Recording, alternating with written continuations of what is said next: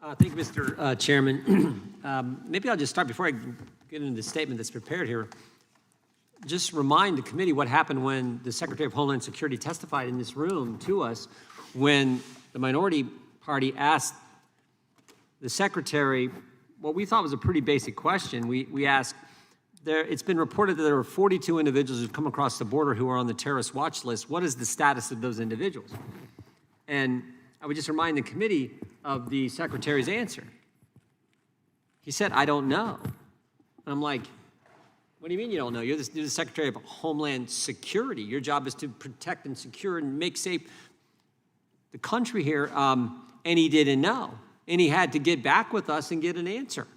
So that is our concern. We want all the information related to these folks who've been apprehended. Democrats have embraced an open borders policy and maligned our hardworking men and women at Customs and Border Patrol.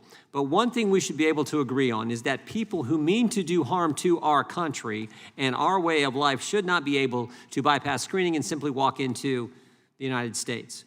We should all want to make sure that terrorists are not sneaking across the southern border, but so far we've not been able to get any meaningful information to assure us that the Department of Homeland Security is taking this problem seriously. Here's what we know. In April, news reports emerged that 2 men from Yemen had been arrested at the southwest border who were identified on the terrorist watch list. Then in August of 2021, Rodney Scott, then the head of the Border Patrol agents, told us that, quote, their national security mission is paramount right now despite, this is one of our agents telling us, despite the Biden administration focus on migrant families and children. Scott went on to tell the agents, if a national security crisis, immigration is just a subcomponent of it right now. It's just a cover for the massive amounts of smuggling going on across the southwest border to include aliens on the terrorist screening database at a level we have never seen before. That's a real threat, close quote. January 2022, Scott told the Texas Public Policy Foundation during a panel discussion that U.S. Border Patrol agents stopped 14 non-citizens who were named on the terror watch list and tried to sneak into the United States. On January 27th, this year, an investigative journalist for Deadline Detroit told Fox News that a, quote, Lebanese-born national listed on the FBI's terrorist watch list was released in the United States after crossing the border illegally.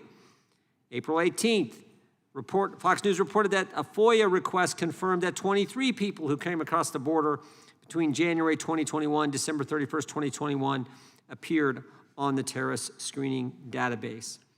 And we know that so far this fiscal year, U.S. Border Patrol has encountered 66 illegal aliens between ports of entry on the southwest border who were listed on that terrorist screening database. This is 51 more than all of the last fiscal year and is exponentially more than in any other recent fiscal year. Think about it. 66 individuals on the terrorist watch list that attempted to get into our country by crossing the border illegally just this year. And those are just the ones we know about.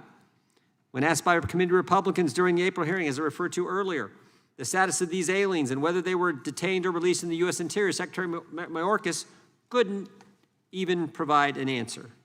Given that there have been nearly 1 million known gotaways along the southwest border since President Biden took office, there's good reason to believe that individuals listed in the terrorist screening database have crossed illegally into the United States. It's our job to make sure the DHS has taken this matter seriously. We hope that they are fulfilling their responsibility to protect the homeland, but given this administration's attitude about border security, we're not so sure. That's why it's imperative that the department provide us with our requested information. I hope you support it. I yield back. That objection